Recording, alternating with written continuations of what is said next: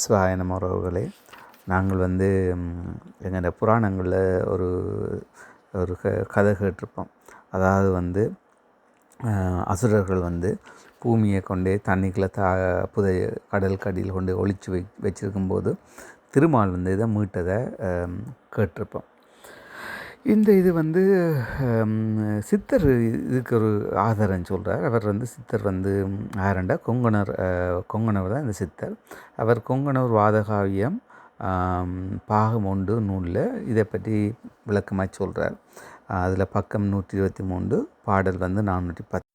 அந்த பாடல் அறிந்திட்டேன் ஒரு காலம் கல்லாய் அண்டம், மகா ஒரு காலம் மண்ணாய் நிற்கும், பிறந்திட்டே ஒரு காலம் செந்துவாகும், பேராக ஒரு காலம் மலராய் நிற்கும், மறந்திட்டேன் ஒரு காலம் மலராய் நிற்கும், மாசற்றே ஒரு காலம் வெளியாய் நிற்கும், செறிந்திட்ட ஒரு காலம் மசுரன் சென்று சிறப்பான பூமியைத்தான் திரைத்தான் திரைத்தவனை மால் தொடங்கி பிடித்து வாங்கி சீராக பரப்பினதோ ரமும் கண்டு. அவர் அதில் என்ன சொல்கிறார் என்றால், இந்த அண்டம் ஒரு காலத்தில் கல்லாகவும் பின் மண்ணாகவும் பிறகு ஒரு காலம் ஜீவ செந்துக்கள் நிறைந்ததாகவும் ஒரு சமயம் மலர்களாகவும் ஒரு காலத்தில் மரமாகவும் ஒரு காலத்தில் ஒன்றுமில்லாத சூன்யமாயும் பிறகு அசுரர்கள் நிறைந்ததாகவும் இருந்ததாம்.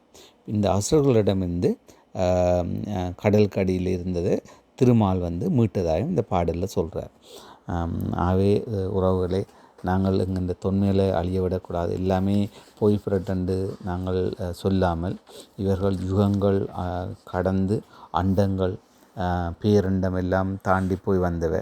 அப்போ அதில் எவர் சொல்லினும் தங்கண்ட கைலாய வர்க்கத்தினர் அண்டத்தில் பேரண்டத்தில் எல்லா இடங்களையும் பரவி இருந்ததை தான் பார்த்த அண்டம். எத்தனை யுகங்கள் இந்த அழிவுகளை தான் பார்த்த அண்டம் கொங்கணவ சித்தர் கூறுறார். அதால் எங்கள் வரலாறுகள் தனியாக வெளியில் மட்டும் இல்லாமல் எங்கள் சித்த நூல்களில் நிறைய இருக்குது. அதன் மூலம் நீங்கள் ஒவ்வொன்றையும் அறிந்து எங்கள் தொன்மைகளை நீங்கள் பாதுகாத்து கொள்ளுங்கள். நன்றி.